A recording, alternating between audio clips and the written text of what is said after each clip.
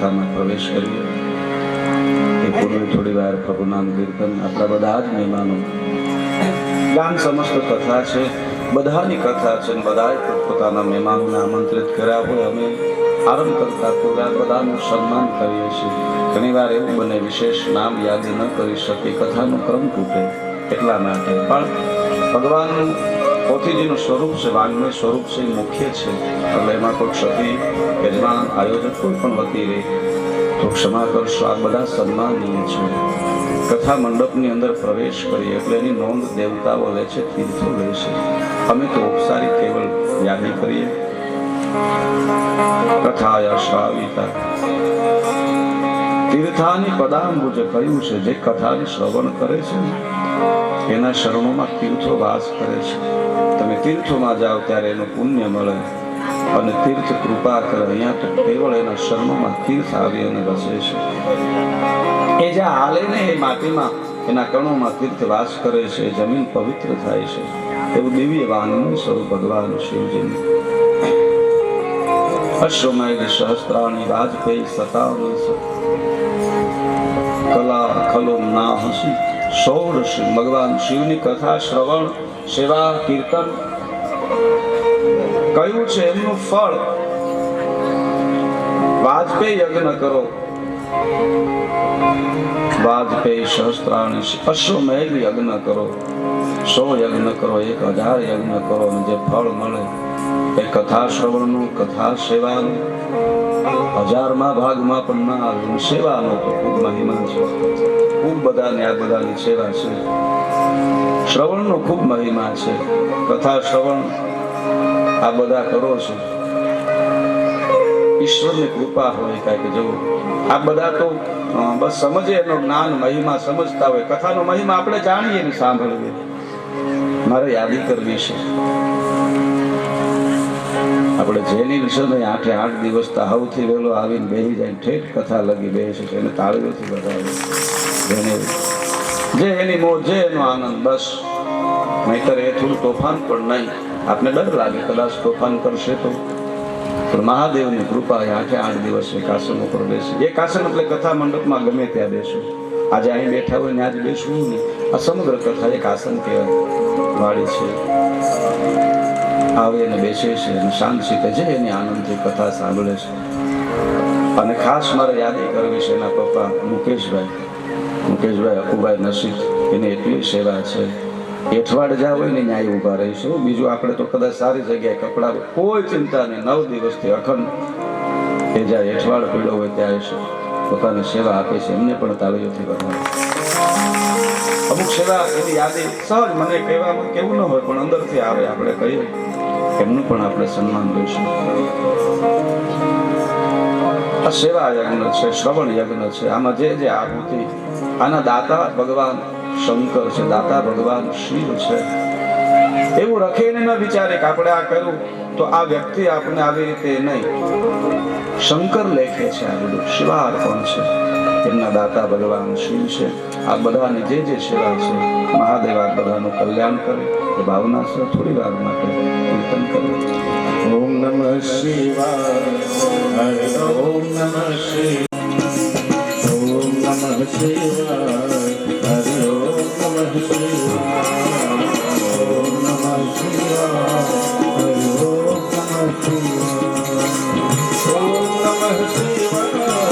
હરિ ઓમ નમઃ શિવાય, ઓમ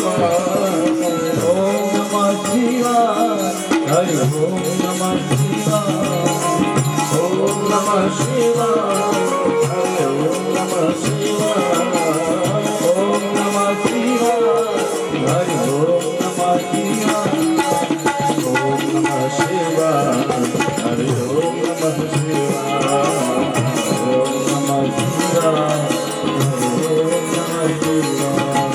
હરિ ગાવો ગાવો પ્રેમ સે ગાવો, ગાવો ગાવો પ્રેમ સે ગાવો, પ્રેમ સે ગાવો દિલ સે ગાવો, પ્રેમ સે ગાવો દિલ સે ગાવો, દિલ સે ગાવો ભાવ સે ગાવો, દિલ સે ગાવો ભાવ સે ગાવો.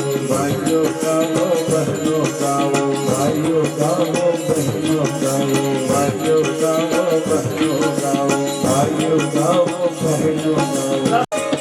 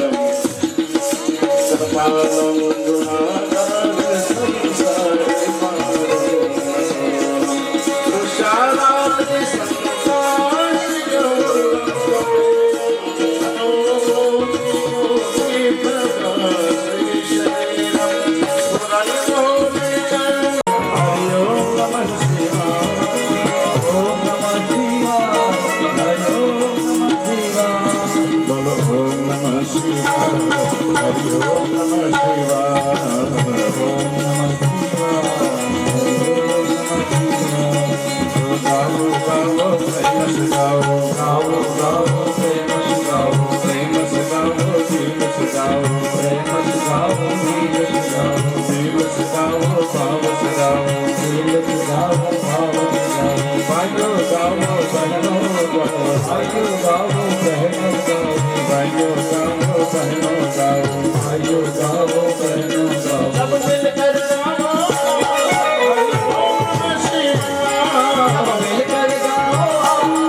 हरि ओम नमः शिवाय सब भक्तन के रखवार हरि ओम नमः शिवाय सब भक्तन के रखवार हरि ओम नमः शिवाय बोलो बोलो ओम नमः शिवाय हरि ओम नमः शिवाय ओम नमः शिवाय हरि ओम नमः शिवाय हरि ओम नमः शिवाय हरि ओम नमः शिवाय हरि ओम नमः शिवाय हरि ओम વક્તા એવા કથાકાર બારડા ગામમાં 12 વર્ષ પૂર્ણ કરીને 13મા વર્ષે દર વર્ષે જે કથા કરે છે, બહુ સહજતા, ઈશ્વરની કૃપા, ત્યારે એ ગામ ભાવ પ્રેમ જાળવી રખાય એવા આપણે ઓળિયાજ ગામના વતની અને વર્ષો પૂર્વે આપણા ગામને ભાગવત કથાનો જેને રસપાન કરાવેલું એવા હિરેન દાદા પંડ્યા આપણી વચ્ચે ઉપસ્થિત છે. એમના સ્વાગત માટે ત્યારબાદ આપણે એમનું પ્રવચન, એમનું વચનામૃત સાંભળી આગળ કથામાં પ્રવેશ કરીએ. હું વિનંતી કરું કનુભાઈ ઈશુભાઈ દાદાનું આપણે સ્વાગત કરીએ, ત્યારબાદ એમનું વક્તવ્ય, જેથી પછી કથાનો આરંભ કરીએ. અને હમણાં જ જેની કથા ભમર પૂરી કરી અને સીધા આવ્યા છે, કથા વિરામ કરીને આવ્યા છે. બારડા અને પૂર્વે કથા હતી અને ખૂબ અમે આનંદ. બારડામાં લગભગ 24 કથા કરી દાદા, અમારા ગામમાં પણ એક કથા કરી છે અને ખૂબ. કનુભાઈ અને મુરજી કાકાને વિનંતી કરું. બોલે હૃદયેશ્વર મહાદેવ કી જય, સોમનાથ મહાદેવ કી જય.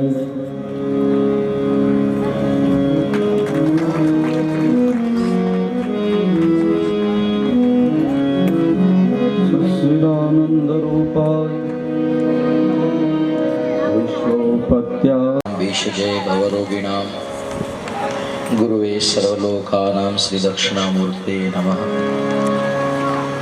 કરચરણ કૃતં વા કાયજં કર્મજં વા શ્રવણનયનજં વા માનસં વા પરાધં વિહિतं વા સર્વમેતત્ ક્ષમસ્વ.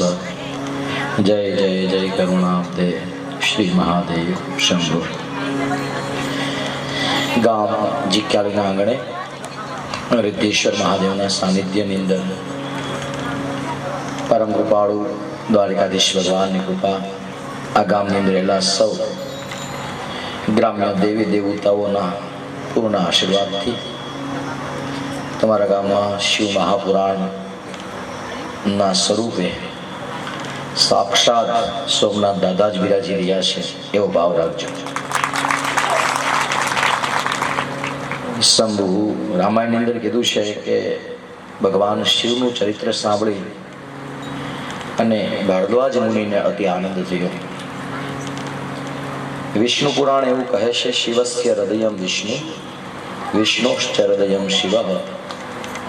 ભગવાન શિવના હૃદયની અંદર વિષ્ણુ ભગવાનનો વાસ છે અને વિષ્ણુ ભગવાનના હૃદયની અંદર શિવ ભગવાન શંકરનો વાસ છે.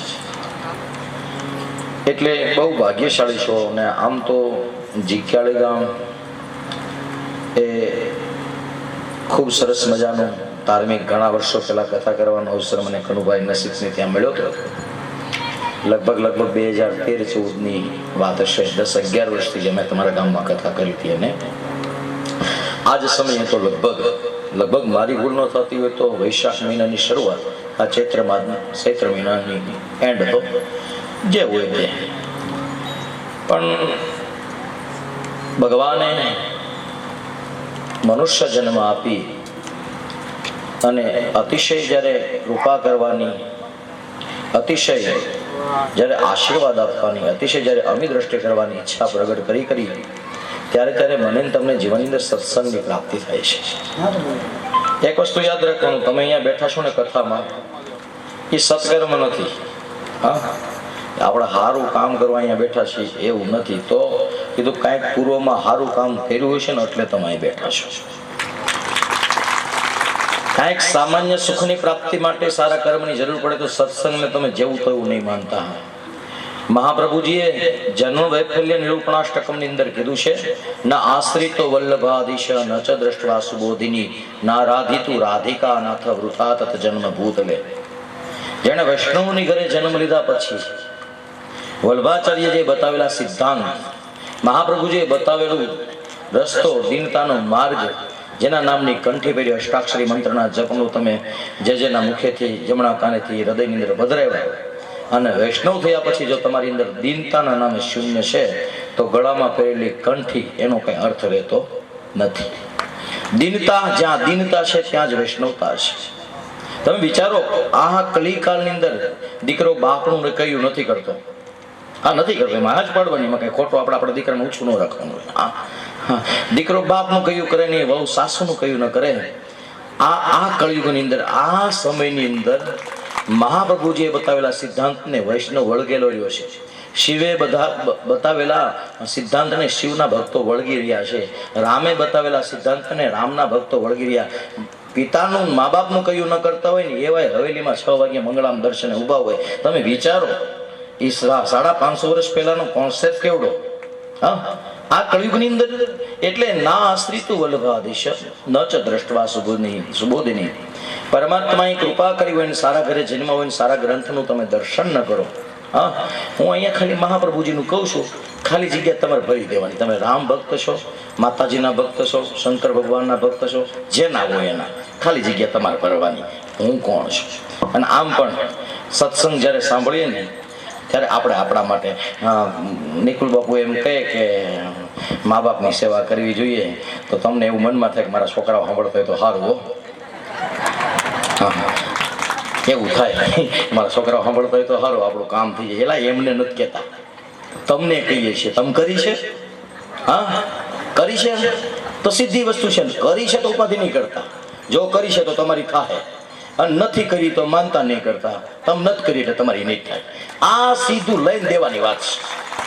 હા, અને એટલા માટે અહીંયા સાર અસારની જે વાત છે, બીનું સત્સંગ વિવેક ન હોય. આ વિવેકની પ્રાપ્તિ સત્સંગ વિના નહીં થાય. બાપુ ભાગવતના મહાત્મ્યના આરંભે શૌનકાદિ ઋષિમુનિઓ, 88 ઋષિમુનિઓએ સૂતજીને એ પ્રશ્ન કર્યો કે અમે શું કરીએ અમારો વિવેક વધે, અમે શું કરીએ તો અમારા વિવેકની વૃદ્ધિ થાય. અને ત્યારે કીધું છે કે યાદ રાખજો, સત્સંગ કરાવીને વિવેકની પ્રાપ્તિ થશે નહીં. અને એટલા માટે વિવેક કોને કહેવો? હાલો હું તમને પૂછું, વિવેક કોને કહેવાય? આવો કહેવાય ને વિવેક કહેવાય? બેસો કહેવાય ને વિવેક કહેવાય? જમવા રોકી દીધા ને વિવેક હોય? ના, એ તો આતિથ્ય પરંપરા છે. મહાપ્રભુજી વિવેક ધર્યાશ્રમની અંદર એવું કીધું, વિવેક અસ્તુ હરિ નિજ ઈચ્છા કરી શકે. વિવેક એટલે એ તમારી જે કઈ પરિસ્થિતિ છે, બહુ તડકો લાગે છે, ઠાકોરજીની કૃપા છે. બહુ ટાયર્ડ પડી, ઠાકોરજીની કૃપા છે. બહુ દુઃખ પડ્યું, ક્યાંય હારો નથી આવતો, ઠાકોરજીની કૃપા છે. સુખનો પાર મળ્યો, ઠાકોરજીની કૃપા છે. સુખાવસાનૈદમેવ સારમ, દુઃખાવસાનૈદમેવ જ્ઞેયમ, દેહાવસાનૈદમેવ જાપ્યમ. આને વિવેક કહેવાય. આ વિવેક એટલે બીજું કાંઈ નહીં. હંસલાને દૂધમાં પાણી નાખીને દ્યો, એ દૂધ પી જાય, પાણી પડ્યું રહે. આ જગતની અંદર, આ ગામમાં, સમાજમાં, વ્યવહારમાં ગુણ જોવા બેહો ને તો એક પણ બેઠો ને એમાંથી કોઈ એવો નથી જેનામાં એક ગુણ નહીં હોય. અને અવગુણ જોવા બેહો ને તો આ દુનિયામાં હજી એવો કોઈ જન્મ નથી ભગવાન સિવાય જેનામાં નથી. હા, મહાભારતનો પ્રસંગ છે. યુધિષ્ઠિરને દુર્યોધનને બે દ્વારિકાવાળાએ બોલાવીને કીધું હતું કે યુધિષ્ઠિર જા હસ્તિનાપુરમાં, એકાદો નબળો માણસ ગોતી હાવ એના જેનામાં કાંઈ ન લઈ લેવાનું, એકાદો અવગુણ હોય તો એવો ગોતીને લઈ આવજો. એને મોકલ્યા પછી દુર્યોધનને બોલો, દુર્યોધન તું અહીં આવ. આખા હસ્તિનાપુરમાંથી હારો એક લઈ આવી. બે આખા ગામમાં આટલા માર્યા, બેમાંથી એક કોઈ ન ચીડ્યા. એકને આખા હસ્તિનાપુરમાં એક નબળો માણસ ન ચીડ્યો અને એકને આખા હસ્તિનાપુરમાં એક હારો માણસ ન ચીડ્યો. હદ તો ત્યારે થઈ ગઈ, દુર્યોધનને યુધિષ્ઠિરમાં હારો ન દેખાણો અને યુધિષ્ઠિરને દુર્યોધનમાં નબળો ન દેખાણો. હા, તમે વિચારો, જ્યારે તમે નબળું ગોતવા બેસો, એટલા માટે બહુ વિશેષ કંઈ કહેવું નથી. શિવપુરાણનો પ્રસંગ ચાલે છે. મારે 2 આમંત્રણ, નિકુલ બાપુ એટલે જેના પ્રત્યે મને ખૂબ માન છે. હું બાપુને 2-3 વખત મળ્યો છું. અને આ બધી આપણા ગામના ઘરેણા કહેવાય. હા, અને તમારા ઘરેણાની તમે કિંમત જેથી તમને મને મારી જાતમાંથી ગૌરવ થાય ને તેદી કામ થાય. હા, જેથી મારું ગામ મને સ્વીકારે ને દુનિયામાં ડંકો તેદી વાગે.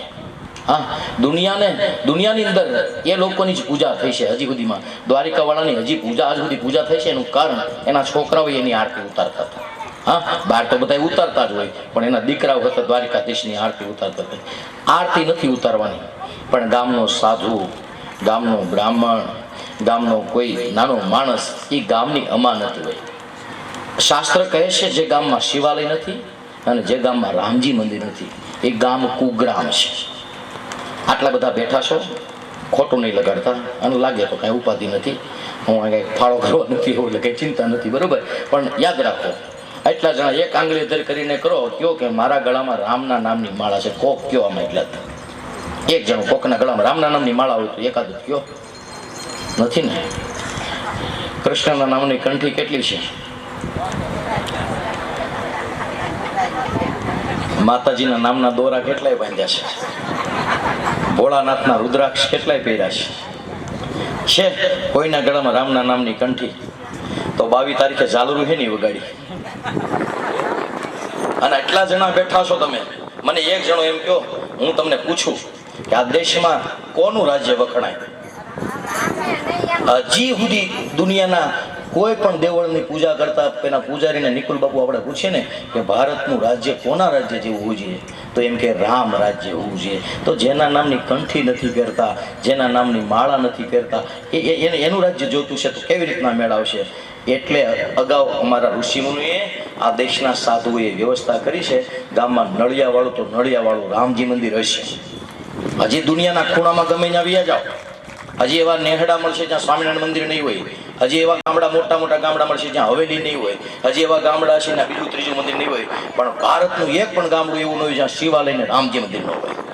હા, આ દુનિયાનું એક પણ ગામડું એવું નહીં હોય જ્યાં રામજી મંદિર ને શિવાલય નહીં હોય. અને એટલા માટે સિદ્ધેશ્વર મહાદેવના સાનિધ્યમાં બેઠા છો અને તમારા ગામને નિકુલ ભારતી બાપુ જેવો સરળ, અને મારી વાત કરે છે ને સરળ, પણ બાપુ એટલા સરળ છે. અમે એકબીજાને વખાણ કરવા માટે નથી જતા, પાછા આ વ્યવહાર કરવા આવ્યા એવું કંઈ નથી. પણ મેં બાપુને એક વખત કીધું હતું, બાપુ જેના અવાજમાં ધીરતા હોય ને, જેના અવાજમાં સ્થિરતા હોય, જેના અવાજમાં પ્રભાવ હોય, એવો વ્યક્તિ સમાજને ગમે.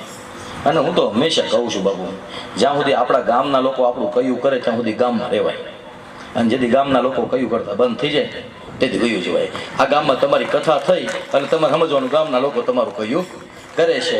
એટલે નિકુલ ભારતી બાપુ વ્યાસપીઠ પર બેઠા છે અને શંકર, વિષ્ણુ, રામ, માતાજી આ બધા આપણા કરેલા દેવતાઓ છે, એમાં પરસ્પર ભેદ રાખી અને આપણે છીએ સાબિત ન કરવું જોઈએ. બસ જીક્યાળીના પાદરની અંદર હજી ભમરથી કથા પૂરી કરી, વ્યાસપીઠેથી નીચે ઉતરી અને સીધો જ અહીંયા આવ્યો છું. બહુ વિશેષ કાંઈ નથી કહેવું, પણ છતાં એક આશા ભારતના બ્રાહ્મણ તરીકે એટલી ખરી કે મારા ને તમારા બધાના ઘરમાં જેટલું કૃષ્ણનું, રામનું, માતાજીનું માન છે ને એટલું ભોળાનાથનું માન હોવું જોઈએ. ગામમાં બેઠેલું શિવાલય દીવા મૂકવા માટે નથી કર્યું. હા, એટલે શંકર ભગવાન, હમણાં જ બાપુ આગળ કથામાં થોડીક વાર જ કહેતો, ભગવાન ક્યારે રોવે છે ખબર?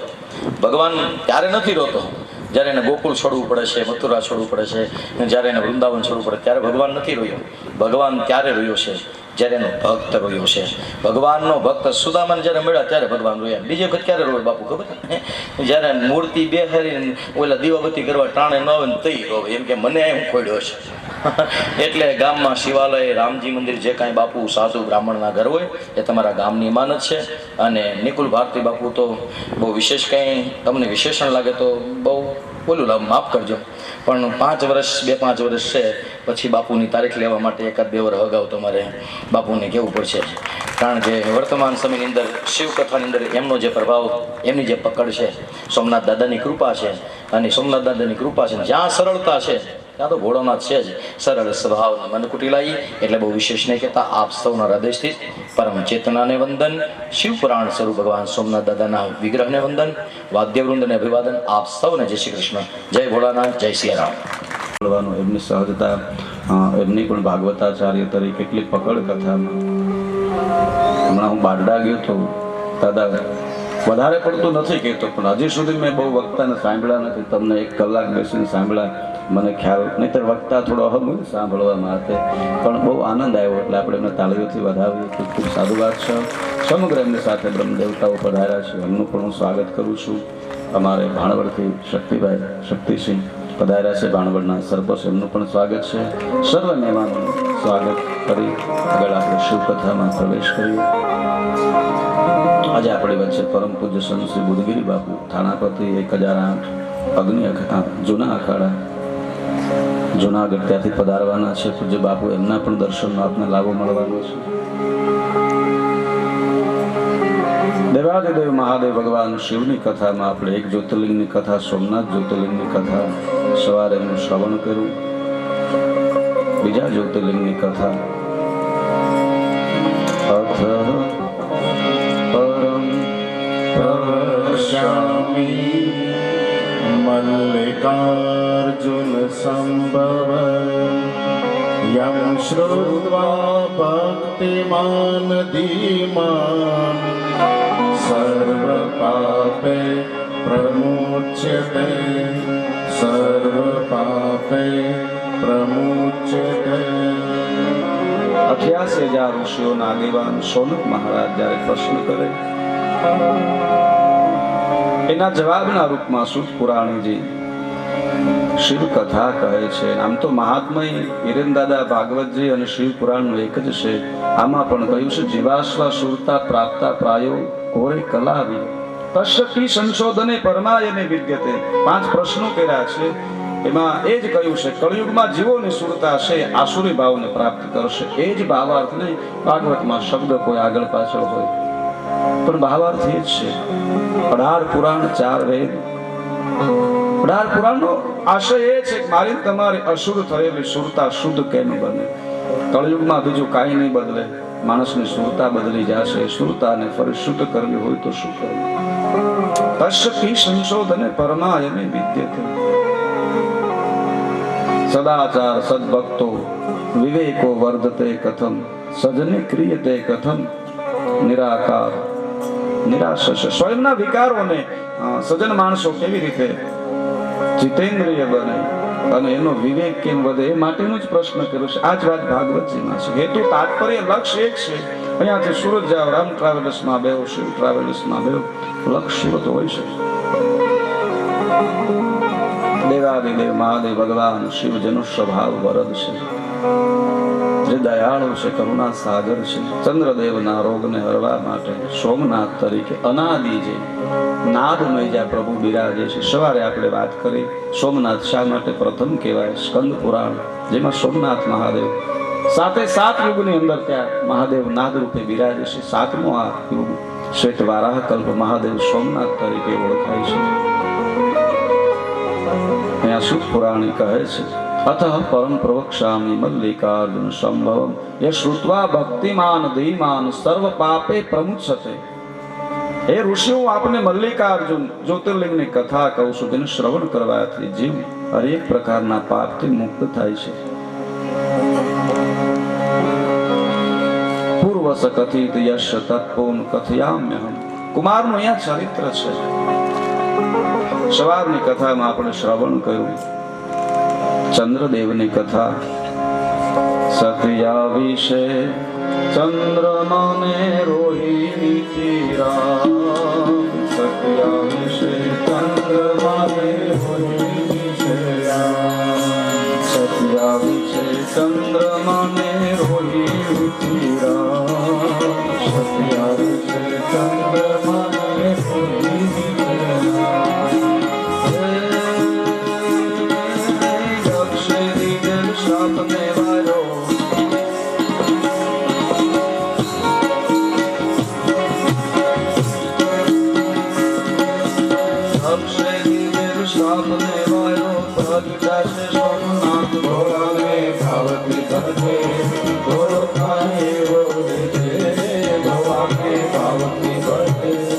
ભગવાન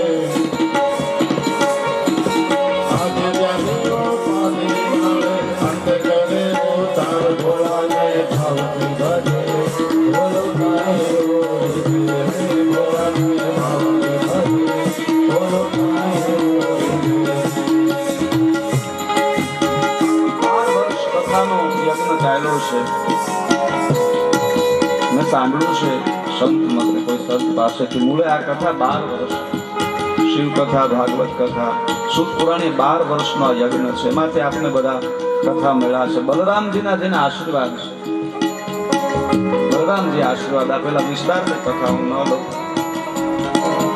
ધર્મ ક્ષેત્રે મહાક્ષેત્રે ઋષિ કરે છે યાદ. ધર્મ ક્ષેત્રે મહાક્ષેત્રે ઋષિ કરે છે યાદ.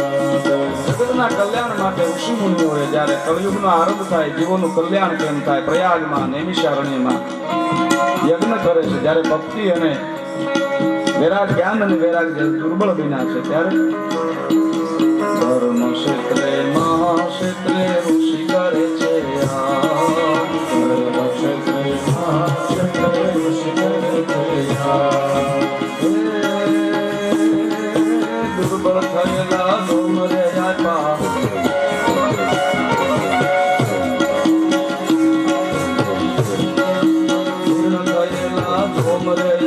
જ્ઞાન ભક્તિ વૈરાગ ભોળાને ભાવતે બધે ભોળો થાય એવો રીતે.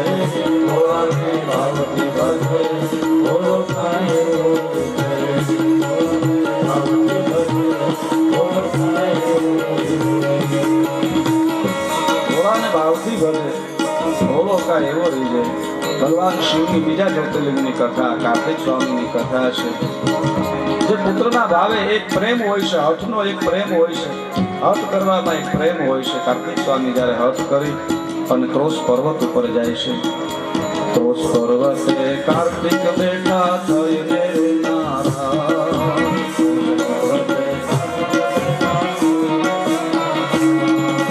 ક્રોશ પર્વતે કાર્તિક બેઠા થઈને નારાયણ. ક્રોશ પર્વતે કાર્તિક બેઠા થઈને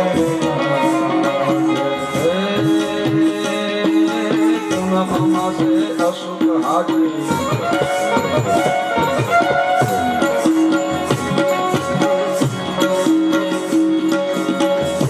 માસે અશુક હાજરી મલ્લિકાર્જુન મહારાજ ભોળાને ભાવતે બધે ભોળો થાય એવો રીતે.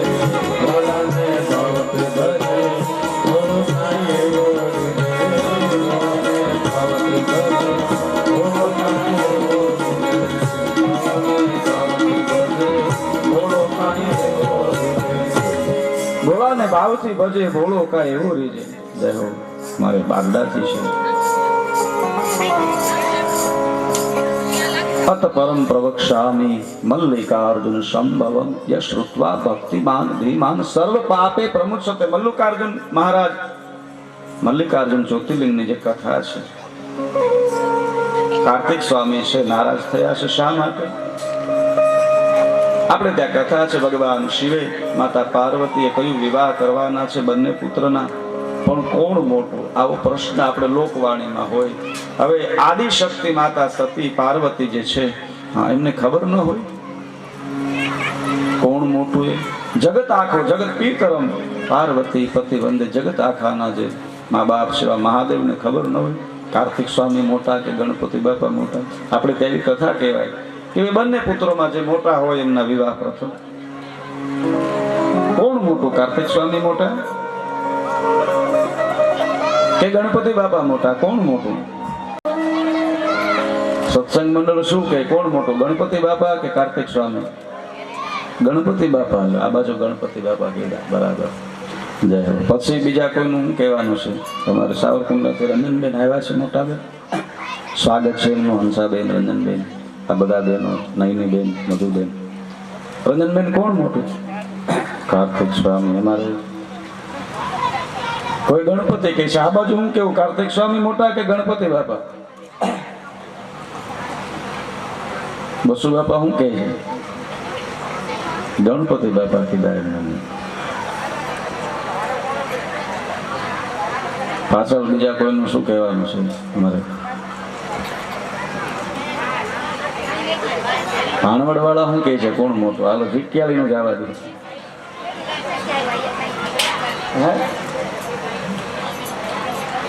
આપણા ગામની કદાચ જાવ દે. બાર ગામના લોકોનું શું કહેવાનું છે? કાર્તિક સ્વામી મોટા કે ગણપતિ બાપા મોટા? કોણ મોટું? કાર્તિક સ્વામી જ મોટા, એ તો સહજ વાત છે. ઘણા એમ થાય કદાચ કોઈ જુદી કથા, કોઈ બીજું હશે, પાછળ કાંઈ હશે એટલે આપણે કરીએ. તો એમાં એક પ્રશ્ન જ ક્યાં આવ્યો? કોણ મોટું છે? એ પૃથ્વીની પ્રદક્ષિણા કરીને આવે ને એના પ્રથમ વિવાહ કરીએ, એવો કોઈ પ્રશ્ન છે જ નહીં. એવી કોઈ જાતની પેલી છે નહીં. કાર્તિક સ્વામી જ મોટા છે. તો એવું કેમ કહ્યું કે પૃથ્વીની પ્રદક્ષિણા જે પ્રથમ કરીને આવે એમના વિવાહ કરીએ? કોણ મોટું છે એના માટેની કસોટી કે જે પૃથ્વીની પ્રદક્ષિણા પહેલી કરે એ મોટા. ખબર જ છે. જો આપણે નાના, અરે આપણે બીજાના દીકરાઓ હોય ને એમની પણ ખબર હોય કે આનાથી આટલા નાના છે, આનાથી એટલા મોટા છે. જૂની યાદી કરો. આ માજી બધા બેઠા ને બધી એવી જૂની જૂની યાદી કરે. ફલાણા ભાઈના દીકરા એવડા નાના છે, આ ભાઈ એવડા આટલા વર્ષે મોટા છે. તો ભગવાન શિવ માતા પાર્વતીને તો ખબર જ હોય કોણ મોટું. એટલે પ્રથમ ભગવાન શિવના સંકલ્પથી કાર્તિક સ્વામી પ્રગટ થયા છે, એ જ મોટા છે. તો કસોટી કઈ હતી? સ્પર્ધા કઈ હતી? ભગવાન શિવે કહ્યું પૃથ્વીની પ્રદક્ષિણા કરીને આવે એમના વિવાહ. સ્પર્ધા એ છે, ભગવાન શિવે વિવાહ માટે નથી બંને ભાઈઓની સ્પર્ધા.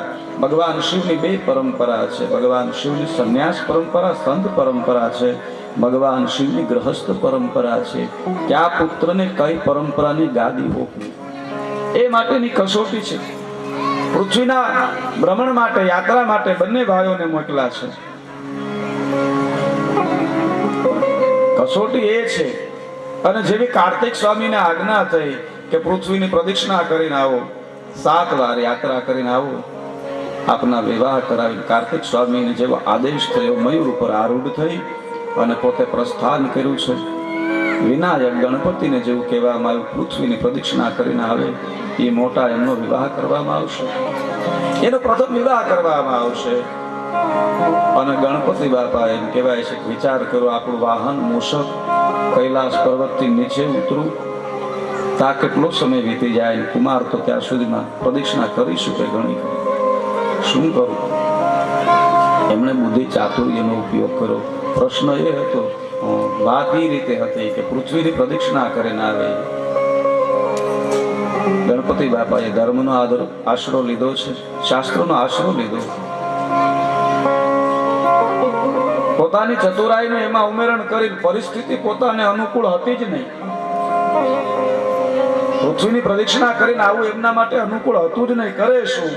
પણ શાસ્ત્રનો આધાર લઈ, વેદ વચનનો આધાર લઈ, શ્રુતિ સ્મૃતિનો આધાર લઈ, પરિસ્થિતિને પોતાને અનુકૂળ કરીને કહ્યું કે મા બાપ છે ને એના શરણોમાં આખી પૃથ્વી આવી ગઈ, એટલે એમને એક આસન ઉપર બેસાડી એમની પ્રદક્ષિણા કરી. આ શરત મુજબ તો બરાબર ન હતું ને. શરત તો એ હતી પૃથ્વીને પ્રદક્ષિણા કરીને આવે એમના વિવાહ થશે. પણ ગણપતિ બાપાએ શાસ્ત્રનો આધાર લીધો. ભલે એ મુદ્દો વાત સત્ય છે, પણ જે અર્થે શરત હતી એ અર્થે બરાબર ન કહેવાય. પણ એમણે પોતાને ચતુરાઈ બુદ્ધિ એમનો ઉપયોગ કર્યો, પરિસ્થિતિને અનુકૂળ બનાવી. મહાદેવે વિચાર કર્યો કે જે પરિસ્થિતિને અનુકૂળ બનાવે ને એને ગ્રહસ્થીની ગાદી હોય. સંસારની અંદર અનેક પ્રકારની વિટમણાઓ આવે, અનેક પ્રકારની પરિસ્થિતિઓ આવે વિવાહ પછી, પણ પરિસ્થિતિને જે અનુકૂળ બનાવી શકે એની ગ્રહસ્થી, એટલે કે એના લગ્ન કરાવાય, એની ગ્રહસ્થી, એના વિવાહ કરાય. આપણી ભાષામાં કહીએ તો 5 રૂપિયા કામી શકે કોઈ પણ સ્થિતિમાં, જે ઝૂકી શકે ને કોઈ પણ વસ્તુ, હા કહીને એના વિવાહ થાય. ના જ પડે, નહીં આમ નહીં ઓલું નહીં, આમ જ હાલશે, એ ઝૂકે નહીં.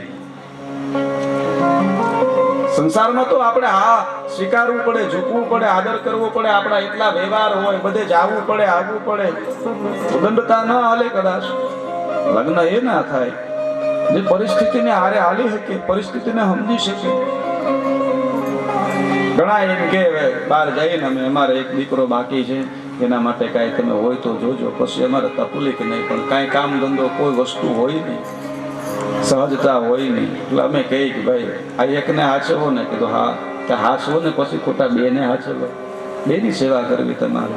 પરિસ્થિતિને અનુકૂળ બનાવે એના વિવાહ થાય, લગ્ન એના થાય. જગતના બધા વ્યવહાર હાચવાના હોય, વિવેક હાચવાનો હોય. અડધી રાતે મહેમાન આવે આંગણે, ઘરમાં કાંઈ હોય ન હોય, ક્યાંથી લાવવું, કેમ વ્યવસ્થા કરવી, આ બધી જેની તૈયારી હોય એ ગ્રહસ્થીમાં આવે. અને ઘણી વાર એક દ્રષ્ટાંત આપીએ છીએ. હા, જેને પરિસ્થિતિ જોવું હોય બીજાની પરિસ્થિતિને સમજી શકે. એક માણસને કરિયાણાની દુકાન છે, હગો એનો કાકાનો દીકરો આવ્યો ને કીધું ભાઈ મારે કરિયાણું જોવે છે. એટલે ઓલા નવી દુકાન ખોલી તેને કીધું ભાઈ હું ઉધાર નહીં આપું. કીધું આપણે કાકા બાપાના ભાઈઓ છે, આપી દે વાત સાચી, પણ મેં જે ખોલી છે થોડો સમય થયો, ઉધાર નહીં આપું. પેલા કીધું કાંઈ વાંધો નહીં, બેઠો છે, ભાઈ છે, વધારે શું કહ્યું. થોડીક વાર થઈને ત્યાં એક માણસ આવ્યો અને કહ્યું ભાઈ હા કે એક સંકટ આવ્યું છે. શું કે ઘરની અંદર થોડા પ્રશ્નો હતા હા, અને વ્યવહારના કામે નોખું થવું પડ્યું. કે ભાગમાં તો બીજું અમારે શું કશું હતું નહીં. ઘરની અંદર અનાજનો એક દાણો નથી, એક પણ જાતનું કરિયાણું નથી, નોખા થયા છે, કરી કાંઈ છે નહીં. જો તું થોડુંક ઉધાર આપે તો હું મજૂરીએ જઈને પછી તારા આવશે એટલે આપી દે. એટલે દુકાનદારે કીધું ભાઈ કેટલું જોવે છે લઈ જાય. પેલા જે કાંઈ થોડી ઘણી ઘરેથી યાદી હતી આપી, આને કરિયાણું આપ્યું, એ લઈને જતો રહ્યો. એ વયો ગયો એટલે એનો કાકાનો દીકરો જેને આને ના પાડી હતી ઉધાર આપવાની બેઠો હતો, અને એને કીધું કે આવ્યો એને આપણે કાંઈ સંબંધ ખરો, ઓળખે છે તો કે નહીં. અને તે એને ઉધાર આપ્યું. પણ હું હગો કાકાનો ભાઈ છું, કાકાનો દીકરો ભાઈ તારો, તે મને ના પાડી. આપણે તો એકાબીજાને પાણી પાઈએ પોગે, એ નાતે પણ નેડો નહીં, તેને હા પાડીને મને ના પાડી. આનું કારણ શું? તારે એની સાથે એવો કયો સંબંધ કે તે એને હા પાડીને આપણા ભાઈનો સંબંધ તું ભૂલી ગયો? તારો એવો કયો સંબંધ? અને દુકાનદારે કીધું બીજો તો સંબંધ નથી, હું જાજો ઓળખતોય નથી, પણ આજ એની જે પરિસ્થિતિ હતી ને, એના ઘરમાં અનાજનો દાણો નહોતો ને, એક દી મારી પરિસ્થિતિ હતી ને, મેં એને યાદ રાખીને આપ્યું છે. એ સંબંધે આપી છે. હું આ સ્થિતિમાંથી નીકળ્યો છું. કઈ પરિસ્થિતિ થાય એ આધારે મેં એનો વ્યવહાર એનો હાચવવા માટે એ સંબંધ આપ્યું છે. વ્યવહાર જગતમાં ગ્રહસ્થીમાં પરિસ્થિતિને અનુકૂળ થવું પડે, બાંધછોડ કરવી પડે. ભગવાન શિવે વિનાયકે ગણપતિએ જેવી પરિસ્થિતિને અનુકૂળ બનાવી એટલે ગ્રહસ્થીની ગાદી એને મૂકી છે. આપણી ગ્રહસ્થીના ગાદીના આચાર્ય વિનાયક ગણપતિ બાપા છે. આપણા કોઈ પણ કાર્યમાં ગણપતિ બાપા હોય છે. આપણા હર એક લગ્નથી લઈ અને કોઈ પણ શુભ કાર્ય હોય એમાં ગણપતિ બાપા આપણા ગ્રહસ્થી ગાદીના આચાર્ય છે. આપણું મંગલ કરે છે, શુભ કરે છે. કાર્તિક સ્વામીને જેવી આજ્ઞા થઈ કે આ પૃથ્વીનું ભ્રમણ કરીને યાત્રા કરીને આવું, અને જેવી આજ્ઞા થઈને જેટલી આજ્ઞા થઈને એટલી જ સાંભળીને એટલું સ્વીકાર્યું અને મયુર ઉપર આરૂઢ થઈને નીકળી ગયા. ગુરુ અને શિષ્યની પરંપરામાં, શાસ્ત્રોની પરંપરામાં, વેદોની પરંપરામાં આજ્ઞાનું પાલન કરવાનું હોય, તર્ક ન કરવાનો હોય. એમાં જે ગુરુ આજ્ઞા થઈ એટલી આજ્ઞાને સ્વીકારવાની હોય. કાર્તિક સ્વામી તર્ક ન કર્યા. જેવી વાત થઈ કે પૃથ્વીની પ્રદક્ષિણા કરીને આવે, એમના વિવાહ થશે, અને કાર્તિક સ્વામી મયુર ઉપર આરૂઢ થઈને નીકળી ગયા. ભગવાન શિવે વિચારો કાર્તિક સ્વામી સંન્યાસ પરંપરાની ગાદી આપી છે, ગુરુ શિષ્યની પરંપરાની ગાદી આપી છે, નાદની ગાદી આપી છે. આપણે ત્યાં બે ગાદી હોય છે, નાદ અને બુંદ, બે પરિવાર હોય છે, ગ્રહસ્થી સંન્યાસ. નાદની ગાદી જે છે કાર્તિક સ્વામીને આપી છે. બુંદ ગાદી જે પરિવાર જે છે ગ્રહસ્થી છે, ગણપતિ બાપા એના આચાર્ય છે. ગુરુ આજ્ઞા કરે ને એટલું સ્વીકારવાનું હોય. દાખલા તરીકે ફતેહપુરની અંદર જ્યારે ઉત્સવ હતો, ભજન હતા, સૌરા મંડપ આદિ, અને ત્યારે ભોજા ભગત જે છે એ બધા સંતોની વ્યવસ્થા કરે. એમાં એમના શિષ્ય એવા જલારામ બાપા, ભોજા ભગતના ગુરુ રામેત્વ, જે ગંગા સતી ને પાનબાઈના પણ ગુરુ છે. એ ભોજા ભગતે જ્યારે બધા સેવા કરતા હોય એમાં જલારામ બાપા આવી અને જ્યારે ભોજા ભગતના શિષ્ય છે ઘણી વાર કહે બાપા હું ક્યાં જાઉં, હું ક્યાં જાઉં, હું ક્યાં જાઉં, હું કરું. બધા સંતોને રાત્રે સુવા માટેની વ્યવસ્થા કરવાની હતી. બધા સંતોને ગામમાં જુદા જુદા ઘરે સુવા માટેની વ્યવસ્થા કરી. અંતે જલારામ બાપાએ કીધું બાપા હું ક્યાં જાઉં, અને ભોજા ભગત થાક્યા છે. ભોજા ભગત થાક્યા ને કીધું તું જા પાટ, આપણે જ્યાં પાણીની પાટ હોય છે ને, તું જા પાટમાં આપણો એક શબ્દ છે ને પાણીની હોય, કાંઈ વાંધો નહીં. અને ભોજા ભગતને તો ખબર ને સહજ બોલેલા. સવારે દિવસ ઉગ્યો, બધા સંતોની વિદાય. ભોજા ભગત જોવે છે, બધા દેખાણા, પણ જલારામ બાપા દેખાણા નહીં. કીધું જલિયાણ ક્યાં છે, જલિયાણ ક્યાં છે? કોઈ કે ખબર નથી. બીજા શિષ્યો ભક્તો કે ખબર નથી. કોઈએ કીધું કે આ બાજુ જાતા હતા ને જોયા, ત્યાં ગયા બધા જઈને. તો જલારામ બાપા નિશોલના આપણે ગામડા જે ફતેહપુર, અને પાણી ભેરા હોય, જે બાવળને આપણે કાઢવું હોય છે, પાટું હોય એમાં પાણી ભેર્યા હોય, અને કડીકડ એટલે સુધી પાણી એમાં ઊભા હતા. શિયાળાની ઠંડી એવી ટાઢ છે.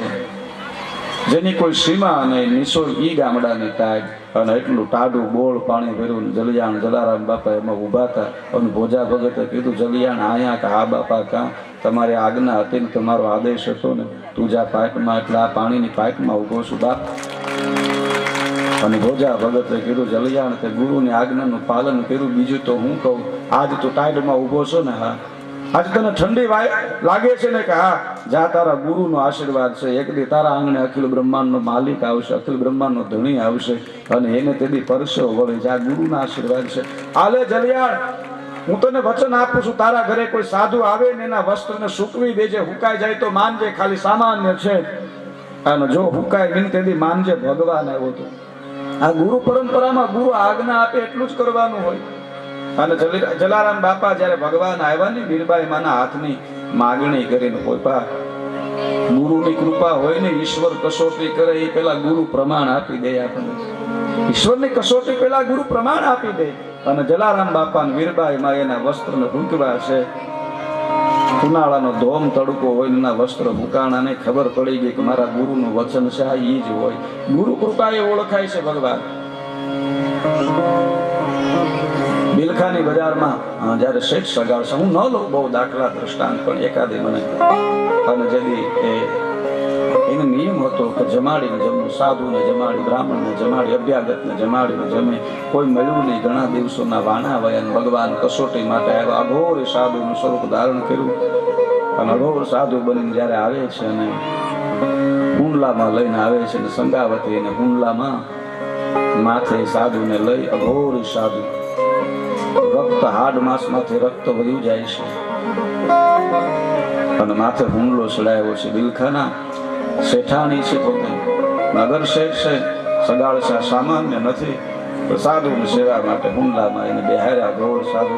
અને અઘોર સાધુ જેનામાંથી હાડમાંથી રુધિર વહી છે અને એ ગંધાતું આપણે કદાચ લાગે પણ એ રુધિર ધીરે ધીરે સંગાવતીના માથા ઉપર આવ્યું છે.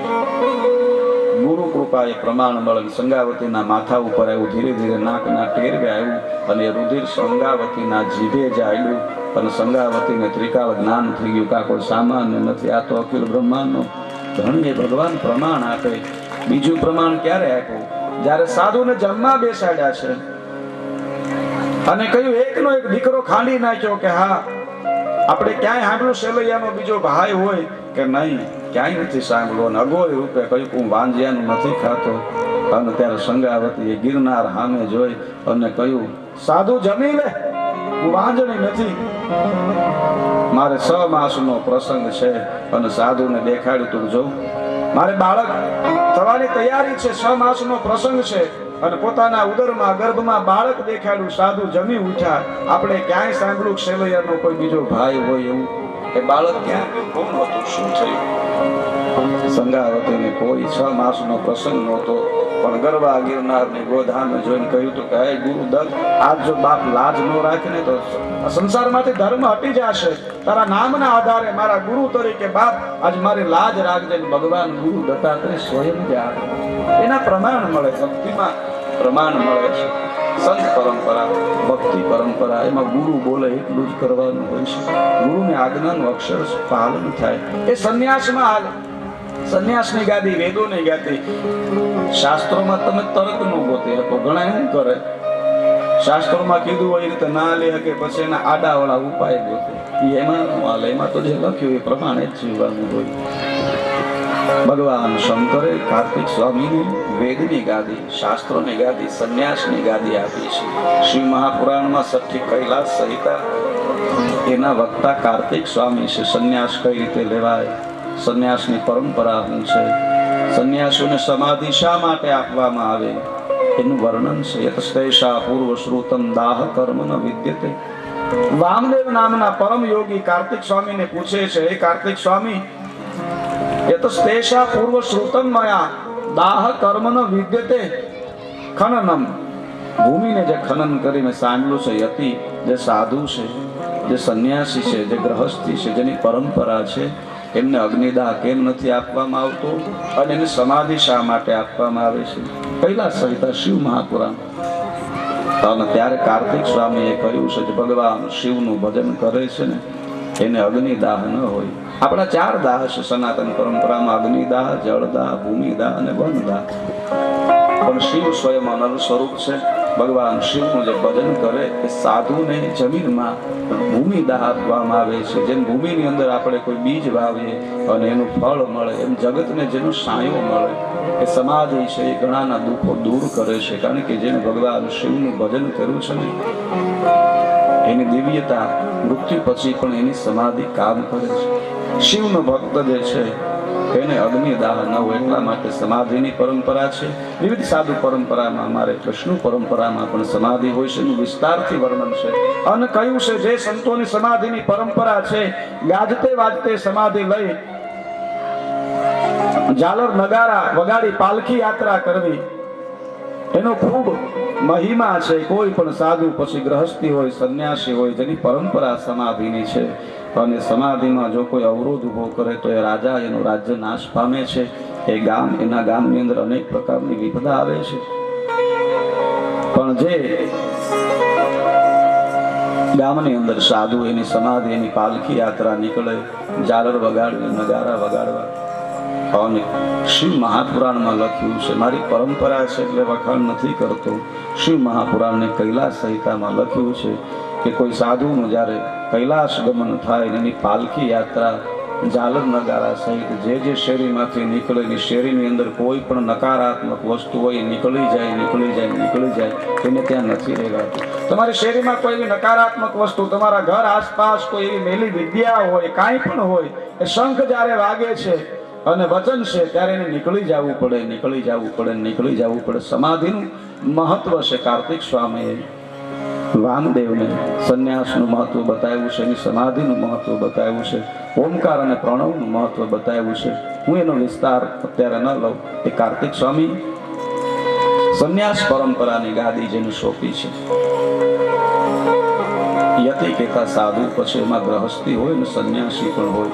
અને મૂળે યાદ રાખજો, જે કઈ સાધુ સમાજ છે ને, બધો રામાનંદી હોય, દશનામી હોય, વૈષ્ણવ હોય, વલ્લભી પરંપરાના બાળકો હોય, બધાય મૂળ સહભાગીનો વિસ્તાર છે.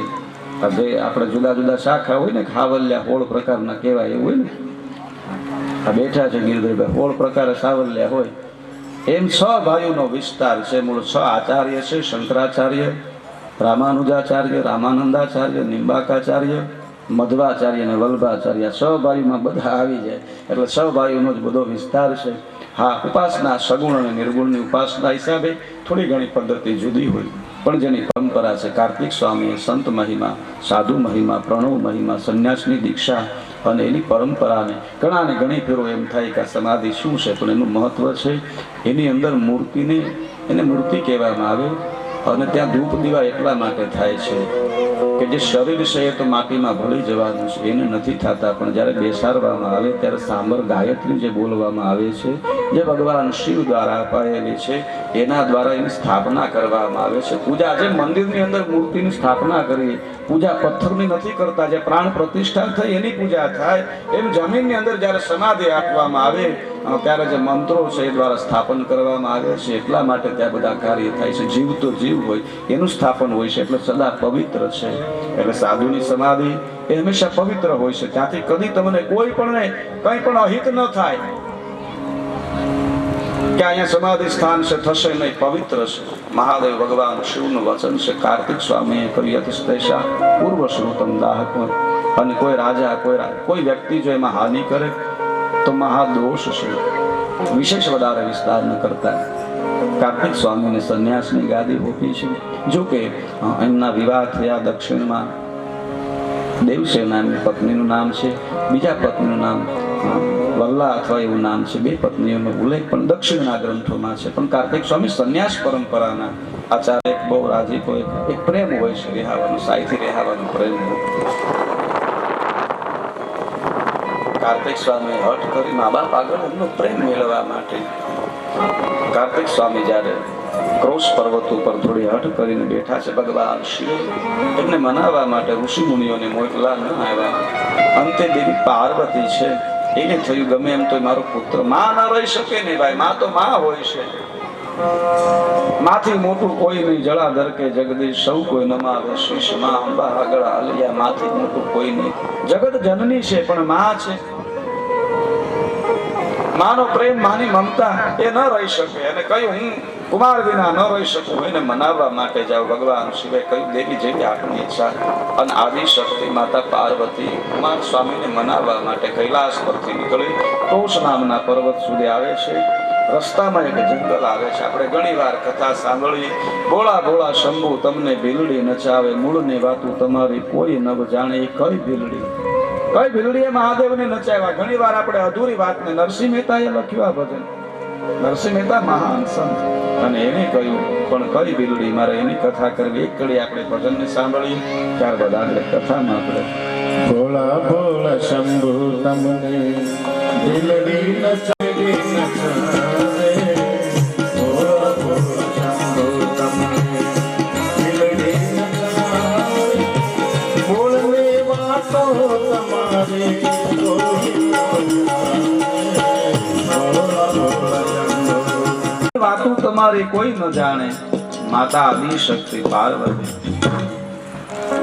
કાર્તિક સ્વામીને મનાવવા માટે આકાશ માર્ગે પ્રસ્થાન કરે છે. વચ્ચે એવું મહારાષ્ટ્રથી આગળ એવું વન જંગલ આવે છે. એવું જંગલ છે, અને જંગલના જ્યાં પૂર્ણ થાય અને માણસોની વસ્તીનો આરંભ થતો હોય, જંગલ બંનેની વચ્ચેની એક જગ્યા જે છે, ઘણા બધા માણસો છે. એક વૃદ્ધા છે, માથા પછાડે છે, અને બીજા માણસો મનાવે છે, એ વૃદ્ધા, એ ભીલડી માની જા. હવે કોઈ ઉપાય નથી. વૃદ્ધા કહે નહીં, હું નહીં માનું. એ ભીલડી, હવે તારી દીકરી છે ને એ પાછી નહીં આવે. ઘટના એવી ઘટી છે, એ જંગલની બાજુમાં એ રેનાર એક ભીલડી છે, એની એક દીકરી છે. ઘણા બધા ભીલ લોકોના ત્યાં નિવાસ સ્થાન છે.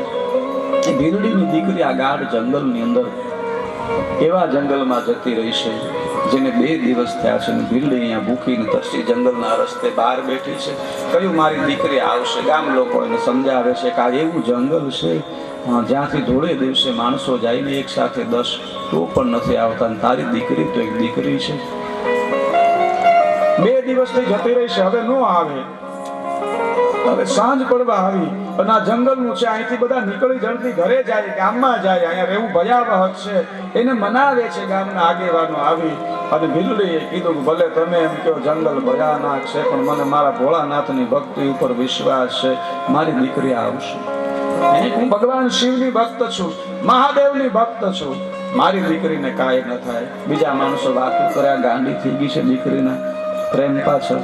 આ એવું જંગલ છે ભીલડી, અહીંયા એક સાથે 100 માણસો હથિયાર લઈને જાય ને છતાંય જંગલમાંથી જીવિત પાછા ન આવે. આવું ખતરનાક વન છે. જ્યાંના વૃક્ષો પણ જીવ પક્ષી છે, પશુ પંખીની તો વાત ક્યાં કરવી. એક સાથે 100 માણસો હથિયાર લઈને જાય છતાં જે જીવિત ન આવે, એવી ભયાનક જંગલમાં તારી દીકરી 2 દિવસથી જતી રહી છે. આશા છોડી દે. ભીલડીએ કહ્યું કદાચ સૂર્ય આમથી આમ ઉગે નહીં એ શક્ય બને, પણ હું મહાદેવની ભક્ત છું. મને વિશ્વાસ છે કે મારો ભોળિયોનાથ મારી દીકરીને એમ કેમ પાછી લાવશે. એની શ્રદ્ધા અને વિશ્વાસ બહુ સમજાવે. હે ભાઈ, હવે અમારે પણ મોડું થાય, એમને ડર લાગે છે. તમને બીક લાગતી હોય તમે વયા જાવ. એક શિવલિંગ છે, ત્યાં ભીલડી માથું પછાડે છે, ભગવાન આગળ વંદના કરે. આ મારો ભોળિયો, મારો મહાદેવ મારી દીકરીને લાવે. ભીલડી તો પ્રેમમાં અંત બની છે. કોઈ વૃદ્ધ ભીલે કહ્યું અમારા દાદાઓ પાસેથી સાંભળ્યું છે કે જંગલની અંદર કોઈ ગયું જ નથી ને ગયા પાછા આવ્યા જ નથી. અરે જંગલમાં કેડે ખાલી જાય ને એમાંથી એવા ભયંકર અવાજ, એના અવાજથી માણસો છે એ રોગી થઈ જાય. એવા ભયંકર વૃક્ષો છે, કેવા પશુઓ છે, એનું તો વર્ણન કરી શકાય એમ જ નથી. અરે ત્યાં જંગલમાં જવાની ક્યાં વાત છે, અહીંયા પણ જાજુ ઊભું રહેવું ને એ જીવનું જોખમ છે. માની જા, માની જા. ને ભીલડીએ કહ્યું કદાપી નહીં. કદાચ બ્રહ્મા નામથી આમ થાય. મને મહાદેવ ઉપર શ્રદ્ધા છે. હું ભગવાન શિવની ભક્ત છું. એનો સ્વભાવ છે ભુવન ભય ભંગ વ્યસન. મને કોઈ જાતનો ભય નથી. ભલે મારો પ્રાણ જાય, પણ મારો મહાદેવ મને ભક્તિનો મારો વિશ્વાસ એમ કહે છે કે મને કાંઈ ન થાય. મારી દીકરી જીવતી જ આવે, જીવતી જ આવે ને જીવતી જ આવે. ગામ થાક્યું, લોકો થાક્યા, ભીલડી નહીં માને.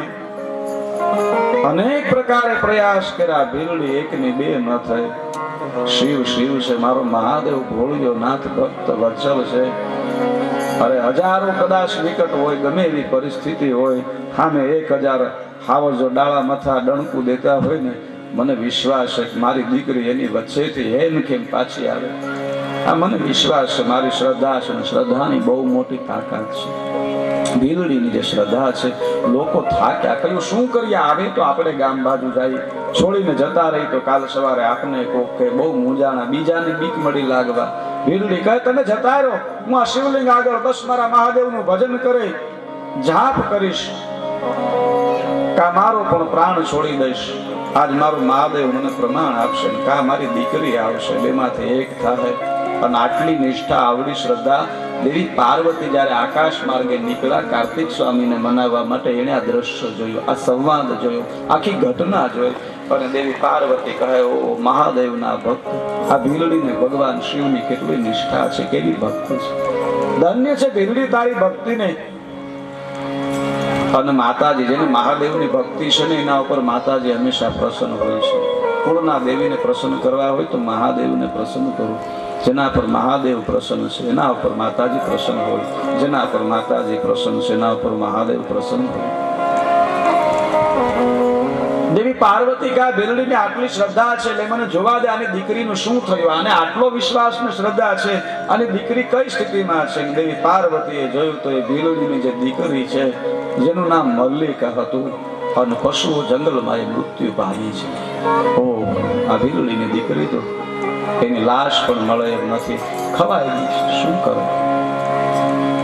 દેવી પાર્વતી વિચારે ઓહો, પણ ભીલડી માથા પછાડે છે. કોઈ વયા જાવ, બધા જતા રહ્યો, આખું જગત આવીને મને મનાવશે ને હું નહીં માનું, કારણ કે મહાદેવની ભક્ત છે. મારી એક જ વાત છે કે મારો મહાદેવ મારી દીકરીને એમ કેમ લાવે, અહીંયા શિવલિંગ છે ને સામે હું નજર કરું મારી દીકરી આવે ને, બસ મને એ જ વિશ્વાસ છે, હું એને જ માનું. મારી નજર હવે બીજે નહીં ફરે. આ જ કેળોના શિવલિંગ, આ શિવલિંગને સામે ધ્યાન ધરીને બેઠી છે ને સામે કેળેથી મારી દીકરી આવે આવે ને આવે. માતાજી કહે શું કરું, આની દીકરીને તો પશુઓ ખાઈ ગયા છે, એ લાશ પણ મળે એમ નથી. અને હવે જો અહીંથી જતી રહું તો જગત આ ભીલડીની ભક્તિની આશી કરશે, સંસારમાં મહાદેવના ભક્તની નિંદા થશે, આખો સંસાર એની શ્રદ્ધા ઉપર. અને દેવી પાર્વતીએ કહ્યું કે એક ભક્તાણી છે ભગવાન શિવની, અને એને જો હું એની નિષ્ઠાને કેમ ભાંગવા દઉં. અને સ્વયં માતાજીએ ભગવાન શિવના ભક્તની લાજ રાખવા માટે એ ભીલડીની દીકરી જે છે મલ્લિકા છે એનું રૂપ લીધું. અને જે જંગલના કેળે મલ્લિકા ગઈ હતી, એ જંગલના કેળેથી આ બેહૂબ મલ્લિકા બની અને માતાજી ભીલડીના રૂપમાં હલાવે છે. આ બાજુ ભીલડીએ જોવે છે. બીજા લોકોએ કીધું ધન્ય છે ભીલડી તારી ભક્તિને, આ ભીલડી ધન્ય છે તારો વિશ્વાસ, ધન્ય તારી શ્રદ્ધા. આ જંગલના કેળેથી તારી દીકરી આવે છે, પધારો સ્વાગત છે. ભીલડી ધન્ય છે. આ જંગલના કેળે અમે અનેકો ઇતિહાસ સાંભળ્યા છે. કલાક કોઈ વયું ગયું હોય ને જીવિત ના આવે, 2 દિવસ પછી તારી દીકરી જીવતી આવે છે. મહાદેવનો જય નાદ લગાવ્યો, ધન્ય છે મહાદેવ આપની ભક્તિ. બધાને એમ કે મલ્લિકા જે ભીલડી છે એ ભીલડીની દીકરી છે, પણ ખબર નથી આદિ શક્તિ દેવી પાર્વતી છે. ભીલડી દોડી અને ભેટી છે, અનેક પ્રકારે વાલ કરવા લાગી છે. બધા પોતાના નેહડ્યા આવ્યા છે, બધા પોતપોતાના ઘરે ગયા છે. ભીલડી છે પોતાની દીકરીને અનેક પ્રકારે હેત કરે છે, અને ખબર નથી કે એના ઘરેથી દીકરી છે તો જગત જનેતા છે, બ્રહ્માંડ ભાડોદરી છે. અને માતા મલ્લિકા રૂપે ભીલડીની દીકરી રૂપે એના બધા કામ કરે છે. દીકરી રૂપે એના નેહડે એના ઝૂંપડે જે કઈ દીકરીના કામમાં હવે વિચાર તો કરો, ભક્તિનો કેવડો મહિમા. જંગલની એક ભીલડી જે કોઈ વિધાન નથી જાણતી, જે કોઈ વસ્તુ નથી જાણતી, સામાન્ય છે, સહજ છે, ભીલડી છે. શું પૂજા જાણે, શું ભક્તિ જાણે, શું નિયમ જાણે, એનું તો જીવન પણ કદાચ જુદું હોય. છતાં એની શ્રદ્ધા અને વિશ્વાસ, કેવડી નિષ્ઠા હશે કે એના ઝૂંપડામાં આદિ શક્તિ, એના વાસણ આદિ લઈ દીકરી તરીકેના જે કામ હોય, ઝૂંપડું સમૂહ નમું દીકરીના હરે કાર્ય કરે છે. અને માતૃત્વનો એમને પ્રેમ અપાવે છે, એમના પુત્રી બની વાત્સલ્ય પ્રેમ અપાવે છે. ભીલડી અનેક પ્રકારે આનંદમાં છે. દેવી મલ્લિકા રૂપે અનેક પ્રકારની માની સેવા કરે છે. બીજી બાજુ ઘણો બધો સમય લીધો. ભગવાન શિવે કહ્યું દેવી પાર્વતી કાર્તિક સ્વામીને મનાવવા માટે ગયા છે, હજી આવ્યા નહીં. યોગ દ્વારા જોયું તો દેવી પાર્વતી તો આ જંગલમાં એક ભીલડીની ઝૂંપડીએ મલ્લિકા બની અને એની દીકરી બની અને એને પ્રેમ આપે છે, પુત્રી પ્રેમ આપે છે. ભગવાન શંકરે ધ્યાન દ્વારા કહ્યું, હે દેવી કૈલાસ ઉપર પધારો. કહ્યું મહાદેવી શક્ય નહીં બને, હવે કૈલાસ નહીં, કે તમારી આ ભક્ત છે ને, હા એની પુત્રી તમારા ભક્તની એની લાજ રાખવા માટે હું એની દીકરી બનીશું. હવે ન્યા આવું તો આ ભીલડીનું શું થાય, એની શ્રદ્ધાનું શું થાય? તો તમારી ભક્ત છે, એનું કલ્યાણ, એની ખુશી ભાંગીને હું ના આવું કૈલાસમાં, તમારી ભક્ત છે. હવે હું જતી રહું તો ફરી પાછું એમ થાય મારી દીકરી ક્યાં ગઈ? મહાદેવ કે કોઈ ઉપાય નહીં. મહાદેવ કે કોઈ ઉપાય કરો, કોઈ ઉપાય છે જ નહીં. હું આ જેની દીકરી બનું છું એને છોડીને નહીં આવું. કહ્યું એને કોઈ ધન સંપત્તિ, મહાદેવા તમારા ભક્ત છે, એને કદાચ કુબેરનો ખજાનો આપી દો ને તોય ન માને, એ તો આપનો ભક્ત છે. કોઈ ઉપાય કરો. કે એક ઉપાય છે શું?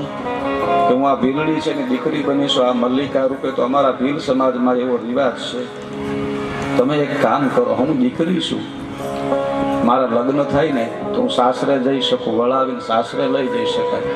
તમે અમારા સમાજના યુવકથી ના આવું અને મારા વિવાહ થાય તમારી સાથે તો તમે મને લઈ જઈ શકો. બાકી કોઈ ઉપાય છે નહીં. દુનિયા માટે તમારી પાસે ગમે એવો અસંભવ ને સંભવ કરવાની ક્ષમતા હશે, બાકી અહીંયા એ કહે છે ને હાલશે જ નહીં. અહીંયા તમારો કોઈ ઉપાય, કોઈ સામર્થ્ય, કારણ કે ભક્તિ છે ને જ્યાં ભગવાનનું ઐશ્વર્ય એમ કહે કે એ પણ નાનું છે. ભગવાન શંકર કે કોઈ ઉપાય નહીં, કોઈ ઉપાય નહીં. બીજું સાંભળો, અમારા સમાજના યુવક બનીને તમે આવો, અમારા આગેવાનોને મળો, અમારા વડીલોને મળો, પછી મારી સાથે લગ્ન કરવા હોય તો અમારા સમાજમાં એવો નિયમ છે, અમારા ભીલની એક પરંપરાનો એવો નિયમ છે કે દીકરાને 6 મહિના માટે અમારા આગેવાનોની વચ્ચે અને અમારી પાસે સાનિધ્યમાં, આગેવાનોની સાનિધ્યમાં અમારે ત્યાં દીકરીને ત્યાં આવીને રહેવું પડે. હા, અને દીકરી 6 મહિના માટે યુવકને જે કાંઈ કામ છે યુવકે હસતા મોઢે કરવું પડે. જે કાંઈ ફરમાઈશ, જે કાંઈ માંગણી મૂકે યુવકે એ કાર્ય કરવું પડે. અને આ બધું અમારા મા બાપ જોવે, માતા જોવે, સમાજના આગેવાનો, વડીલો બધા જોવે. 6 મહિના પછી દીકરો પરીક્ષામાં પાસ થાય તો અમારા આગેવાનો આ પાડે પછી વિવાહ થાય. એટલે તમારા શરત માન્ય રાખવી જોઈએ. મહાદેવ કઈ બીજો ઉપાય છે નહીં. એટલે મહાદેવ ભીલ યુવક બનીને આવ્યા છે જેનું નામ અર્જુન છે. અર્જુનનું રૂપ લઈ ઝૂંપડાઓમાં આવ્યા અને કહ્યું હું આ સમાજનો છું, આગેવાનોએ કહ્યું મારે આ કન્યા સાથે વિવાહ કરવા છે. કહ્યું 6 મહિના માટે આ નિયમ અનુસાર રહેવું પડશે. ભગવાન શંકર અર્જુનના રૂપમાં કહે મને મંજૂર છે. ભીલ યુવાનના રૂપમાં જે મલ્લિકાને પ્રાપ્ત કરવા માટે ભગવાન અર્જુન રૂપે, જે ભીલ રૂપે માતાજી જે કંઈ કરવું પડે, માતાજીને ખબર છે. દેવનો દેવ મહાદેવ છે ભગવાન શિવ, પણ આજ એમની ભક્તને કાજે નિયમથી બાધ્ય છે. એટલે માતાજીએ જુદા જુદા કાયમ નવી નવી માંગણી કરી. આજે મારે આ પુષ્પ જોવે છે, ભગવાનને પુષ્પ લેવા જવું પડે. આજે મારે આ નૃત્ય જોવું છે એટલે એ નૃત્ય કરવું પડે. આજ મારા માટે જંગલમાંથી આ ફળ લઈ આવો, ઈ ફળ લઈ આવે. આજે મારે આ સંગીત સાંભળવું છે, ભગવાનની સંગીત વગાડવું પડે. ના ન પડાય, થોડો ક્રોધ થાય, આગેવાનો જોવે તો કે આ નૃત્ય ન આવે તો અશક્ય બને. 6 મહિના માટે ભગવાન શિવને દેવીએ ભીલડી રૂપે નચાવ્યા છે. એટલે કીધું ભોળા ભોળા શંભુ તમને ભીલડી નચાવે. થોડી જાહેરાત છે નિરૂપાબેન કરી દે જાહેરાત, પછી કથામાં આગળ પ્રવેશ. રૂપનાથપુરથી એ ભીખુગીરી બાપુ પધાર્યા છે, તેમને જોરદાર તાળીઓથી વધાવીએ. ભીખુગીરી બાપુને આમંત્રિત કરું કે તેઓ સન્માન માટે સ્ટેજ ઉપર આવે અને એમને સાલથી સન્માનિત કરશે પ્રતાપભાઈ વાળા.